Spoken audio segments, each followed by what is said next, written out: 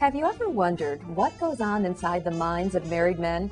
Author Stephen Fried discusses it all in his new book of essays called Husbandry, Sex, Love, and Dirty Laundry.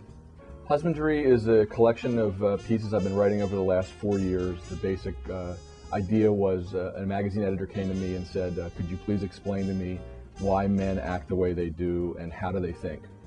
And I told her that men don't think, which is why they act the way they do. So women always complain they don't know what what goes through their minds. And so the idea was that I would write about what goes through my mind and all the husbands that I know. It seemed to be the most basic issue between men and women, at least in my marriage, was why men couldn't remember to do the things that their wives had asked them to do 1,000,000 times. Why do you take your socks and throw them on the floor next to the laundry basket rather than throwing them into the laundry basket, which is something that I do, and I've now learned basically every man in the world does. And the whole thing about husbandry is that a lot of these issues are things that people say, oh, this is such small stuff. But it really isn't. It's the stuff of everyday life in your relationship. It's the stuff that people argue about, laugh about, and live with. My idea was to try to find a word that really captured what it's about to be not only a husband, but to be a spouse, to be a significant other. Because one of the things that's very true in writing about husbandry is that these issues aren't only about being married. They're about being in a couple. And as soon as you're in a couple, as soon as you live together or quasi-live together, most of the issues of husbandry come forward. When you commit to marriage, they become more intense. How can you write about husbandry? How can you write about marriage and not talk about sex?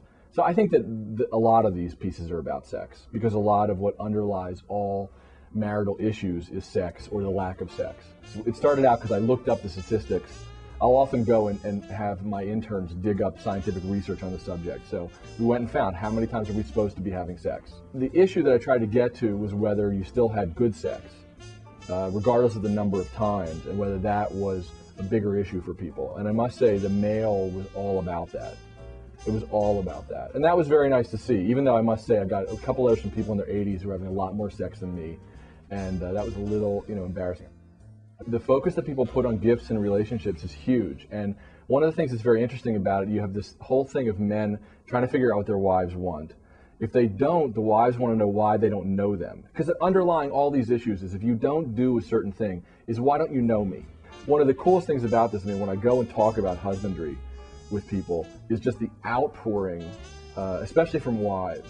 You get 5 wives together who've read this material, and all of a sudden they're just telling you every story about their husbands. You become like their surrogate husband, because their husband would never listen to them complain about this. They already know the husband the eyes roll back, or the remote control gets higher and higher and higher. These pieces can set off conversations in people's relationships in a safer way than if the same subject had come up in the middle of an inflammatory moment.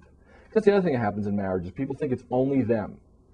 And so when they see that their experiences are so shared and so common, and that the problems are insurmountable, then you can kind of laugh at that.